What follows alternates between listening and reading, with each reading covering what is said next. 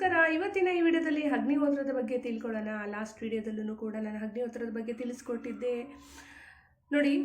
ಬೇಕಾಗಿರ್ತಕ್ಕಂಥ ಸಾಮಗ್ರಿಗಳು ಈ ತಾಮ್ರದ ಒಂದು ಪಿರಮಿಡ್ ರೂಪದಲ್ಲಿರ್ತಕ್ಕಂತಹ ಅಗ್ನಿಕುಂಡ ಅಂದನೆಲ್ಲ ಸಿಗುತ್ತೆ. ಗ್ರಂಥಿ ಅಂಗಡಿಗೆ ಹೋದ್ರೂ ಕೂಡ ಸಿಗುತ್ತೆ, ತಾಮ್ರದ್ದೇ ಆಗಿರಬೇಕು. ಅದರ ಜೊತೆಯಲ್ಲಿ ಈ ಬೆರಳಿನ ನಾನೇ ಸ್ವತಃ ಸೆಗಣಿ ತೊಗೊಂಬಂದು ಬೆರಣಿ ಮಾಡ್ಕೊಂಡಿರೋವಂಥದ್ದು ಒಣಗಿಸಿಟ್ಕೊಂಡಿದ್ದೀನಿ. ಮತ್ತು ತುಪ್ಪ ಬೇಕಾಗುತ್ತೆ, ಹಾಗೆ ಅಕ್ಕಿ ಬೇಕಾಗುತ್ತೆ. ಅಕ್ಕಿ ತುಪ್ಪ ಮಿಕ್ಸ್ ಇರೋವಂಥದ್ದು 2 ಭಾಗ ಮಾಡ್ಕೋಬೇಕು. ಮತ್ತು ಇವಾಗ ನಾನು ಈ ರೀತಿಯಾಗಿ ತುಪ್ಪನೆಲ್ಲ ಹಚ್ಕೊಂಡಿದ್ದೀನಿ ಬೆರಣಿಗೆ. ಇದಕ್ಕೂ ಅಷ್ಟೇ ತುಪ್ಪನೆಲ್ಲ ಹಚ್ಚಿಟ್ಟಿದ್ದೀನಿ. ನಿಮಗೆ ಹೇಗೆ ಅನುಕೂಲನೋ ಅದೇ ಪ್ರಕಾರವಾಗಿ ಇದನ್ನು ಸ್ಟೆಪ್ ಬೈ ಸ್ಟೆಪ್ಪು ಜೋಡಿಸೋದಾಗಲಿ ಈ ಥರನಾದ್ರೂ ಕೂಡ ಜೋಡಿಸ್ಕೊಂಡು ಅಗ್ನಿಹೋತ್ರ ಮಾಡ್ಬೋದು. ಇನ್ನೊಂದೇನಪ್ಪ ಅಂದರೆ ಅಗ್ನಿಹೋತ್ರ ಮಾಡಬೇಕಾದ್ರೆ ಕೆಲವರೆಲ್ಲ ಕರ್ಪೂರ ಹಚ್ಚೋದು, ಅದು ಅಗ್ನಿ ಹತ್ತಿದಾದ್ಮೇಲೆ ಕಡ್ಡಿ ತಗೊಂಡು ಚುಚ್ಚೋ ಅಂಥದ್ದು, ಅಲುಗಾಡಿಸೋ ಅಂಥದ್ದು ಹಾಗೆಲ್ಲ ಮಾಡ್ತಾರೆ. ಅದು ತುಂಬ ತಪ್ಪು. ಆ ಥರ ಮಾಡಬಾರ್ದು. ಕರೆಕ್ಟಾಗಿ ಸೂರ್ಯ ಉದಯಿಸುವಂತಹ ಟೈಮಿಂಗ್ಸು ಮತ್ತು ಸೂರ್ಯ ಮುಳುಗುವಂತಹ ಟೈಮಿಂಗ್ಸಿಗೆ ಕರೆಕ್ಟಾಗಿ ನಾವು ಹೀಗೇನು ಅಕ್ಕಿ ರೆಡಿ ಮಾಡಿ ಇಟ್ಕೊಂಡಿರ್ತೀವಲ್ಲ ಅದನ್ನು ಹೋಮಕುಂಡಕ್ಕೆ ಹಾಕಬೇಕು. ಇದು ಚಿಕ್ಕದಾಗಿ ಒಂದು ಹೋಮಕುಂಡ ಮಾಡ್ತಾ ಇರೋವಂಥದ್ದು.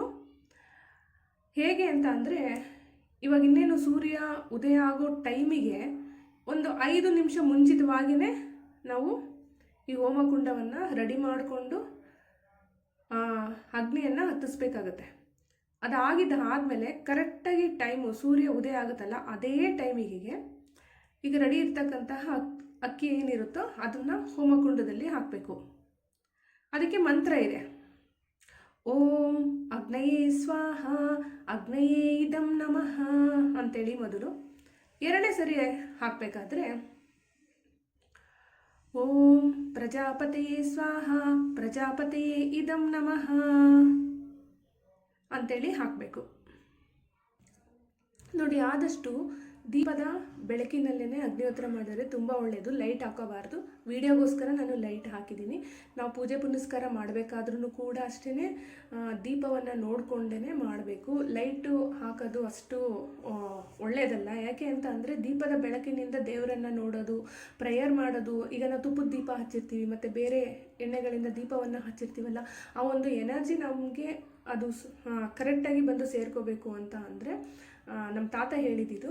ಸೊ ಹಾಗಾಗಿ ನಾವು ದೀಪವನ್ನು ಹಚ್ಚಿ ದೀಪದಿಂದನೇ ದೇವ್ರನ್ನ ನೋಡಬೇಕು, ದೀಪದಿಂದನೇ ಧ್ಯಾನವನ್ನು ಮಾಡಬೇಕು ಅಂಥೇಳಿ. ಈಗ ನಾವು ಕೆಲವು ಕಡೆಯಲ್ಲೆಲ್ಲ ಗುಹೆಗಳಲ್ಲೆಲ್ಲ ಹೋಗಿ ನಾವು ಧ್ಯಾನ ಮಾಡ್ತೀವಲ್ಲ, ಈಗ ನಾನು ಕೂಡ ಗುರುಕುಲದಲ್ಲೆಲ್ಲ ಹೋಗಿ ಸುಮಾರು 3 ತಿಂಗಳವರೆಗೂ ಧ್ಯಾನ ಮಾಡಿ ಬಂದಿದ್ದೀನಿ. ಸೊ ಹಾಗಾಗಿ ಅಲ್ಲಿ ದೀಪನೇ ಹಚ್ತಾ ಇದ್ರು, ಲೈಟ್ ಯಾವುದೇ ಕಾರಣಕ್ಕೂ ಹಾಕ್ತಾ ಇರಲಿಲ್ಲ. ಲೈಟು ಫೆಸಿಲಿಟೀಸ್ ಇದ್ರೂ ಕೂಡ ಅಲ್ಲಿ ಆಗ್ತಾ ಇರಲಿಲ್ಲ. ಒಂದು ಒಳ್ಳೆಯ ಎನರ್ಜಿಯನ್ನು ತೆಗೆದುಕೊಳ್ತೀವಿ ಮತ್ತು ಕೆಲವೊಂದೊಂದು ಕರ್ಮಗಳು ಬಿಟ್ಟೋಗುತ್ತೆ ಅಂತೆ ಆ ಒಂದು ಸಮಯದಲ್ಲಿ. ಆ ಧ್ಯಾನ ಸ್ಥಿತಿಗೆಲ್ಲ ಹೋಗಿರ್ತೀವಲ್ಲ, ಧ್ಯಾನದ ಮುಖಾಂತರವಾಗಿ ನಾವು ದೀಪದಿಂದ ಬರುವಂತಹ ಒಂದು ಒಳ್ಳೆಯ ಎನರ್ಜಿ ನಮಗೆ ಪಾಸ್ ಆಗುತ್ತಂತೆ. ಮತ್ತು ಲಾಸ್ಟಲ್ಲಿ ಅಗ್ನಿಹೋತ್ರ ಎಲ್ಲ ಆಗುತ್ತಲ್ಲ, ನೀವು ಕೂತ್ಕೊಂಡು ಜಪನಾದರೂ ಮಾಡ್ಬೋದು, ಧ್ಯಾನನಾದ್ರೂ ಮಾಡಬಹುದು. ಇದರಲ್ಲಿ ಬರುವಂತಹ ಒಂದು ಧೂಪದಿಂದ ಬರುವಂತಹ ಒಂದು ಅಗ್ನಿ ಏನಿರುತ್ತಲ್ವ, ಅಗ್ನಿಯ ಮುಖಾಂತರವಾಗಿ ಕೆಲವೊಂದು ನಾವು ರೂಪವನ್ನು ನೋಡಬಹುದು. ದೃಷ್ಟಿಸಿ ನೋಡಿದ್ರೆ ಗೊತ್ತಾಗುತ್ತೆ. ಮತ್ತು ಹಾಗೆ ಅದ್ರ ಸ್ಮೆಲ್ನ ತಗೊಳ್ತಾ ಇರಬೇಕು. ನಮ್ಮ ಆರೋಗ್ಯಕ್ಕೂ ಕೂಡ ತುಂಬ ಒಳ್ಳೆಯದು. ಎನರ್ಜಿ ಚೆನ್ನಾಗಿರುತ್ತೆ ಮತ್ತು ವಾಸ್ತುವಿನ ಎನರ್ಜಿನೂ ಕೂಡ ತುಂಬ ಚೆನ್ನಾಗಿರುತ್ತೆ. ಇದೊಂದು ಚಿಕ್ಕದಾಗಿ ಒಂದು ಹೋಮವನ್ನು ನಡೆಸೋವಂಥದ್ದು. ಮತ್ತು ಸೂರ್ಯಾಸ್ತ ಆಗೋ ಟೈಮಲ್ಲಿ, ಸೂರ್ಯ ಉದಯ ಆಗೋ ಟೈಮಲ್ಲಿ ಇದನ್ನು ಮಾಡೋದ್ರಿಂದ ತುಂಬ ಒಳ್ಳೆಯದು. ನಮ್ಮಲ್ಲಿರೋವಂಥದ್ದು, ಭೂಮಿಯಲ್ಲಿರುವಂಥದ್ದು, ಮನೆಯಲ್ಲಿರುವಂಥದ್ದು ಕೆಲವೊಂದು ನೆಗೆಟಿವ್ ಎನರ್ಜಿ ನಾಶ ಆಗುತ್ತೆ. ನಾಶ ಆಗಿ ಒಳ್ಳೆಯ ಎನರ್ಜಿ ನಮಗೆ ಸ್ವೀಕಾರ ಆಗುತ್ತೆ ಅಂಥೇಳಿ ಕೆಲವರೆಲ್ಲ ಮಾಡ್ತಾರೆ. ಇದು ಪ್ರತಿದಿನ ಇದೆ ಮತ್ತು ಇದು ರಿಸರ್ಚ್ ಮಾಡಿದ ಮೇಲೂ ಕೂಡ ಗೊತ್ತಾಗಿದೆ. ಇದು ಸತ್ಯ ಅಂತೇಳಿ ಪ್ರೂವ್ನು ಕೂಡ ಆಗಿದೆ.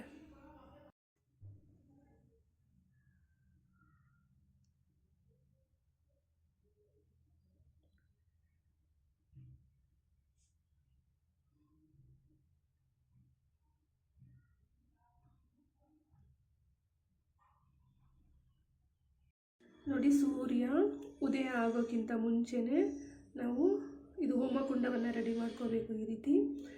ಅಥವಾ ಸೂರ್ಯ ಮುಳುಗೋಕ್ಕಿಂತ ಮುಂಚೆನಾದ್ರೂ ಈ ರೀತಿ ರೆಡಿ ಮಾಡ್ಕೋಬೇಕು. ಮತ್ತು ಇದರಲ್ಲಿ ಕೆಲವೊಂದು ರೂಪಗಳನ್ನು ಕೂಡ ಕಾಣಿಸುತ್ತೆ ಅಬ್ಸರ್ವ್ ಮಾಡಿದ್ರೆ.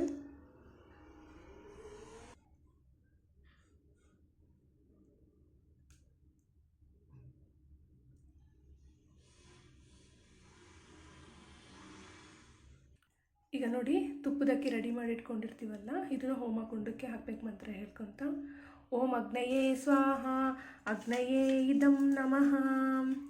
ಓಂ ಪ್ರಜಾಪತೆ ಸ್ವಾಹ, ಪ್ರಜಾಪತೆ ಇದಂ ನಮಃ. ಅಲ್ಲಿಗೆ ಅಗ್ನಿಹೋತ್ರ ಕಂಪ್ಲೀಟಾಗಿ ಆಗುತ್ತೆ. ಈಗ ನಾವು ಮಂತ್ರನಾದರೂ ಹೇಳ್ಕೊಬೋದು, ಜಪನಾದ್ರೂ ಮಾಡ್ಕೋಬೋದು, ಧ್ಯಾನನಾದ್ರೂ ಕೂಡ ಮಾಡ್ಬೋದು. ಏನಾದರೂ ಅಫರ್ಮೇಷನ್ನು ಕಳಿಸೋಂಗಿದ್ರೆ ಅಂದರೂ ಕಳಿಸ್ಬೋದು, ಅಥವಾ ಮಾಮೂಲಾಗಿ ಉಸಿರಾಟದ ಕ್ರಿಯೆ ಮುಖಾಂತರವಾಗಿ ಧ್ಯಾನನಾದ್ರೂ ಮಾಡಬಹುದು.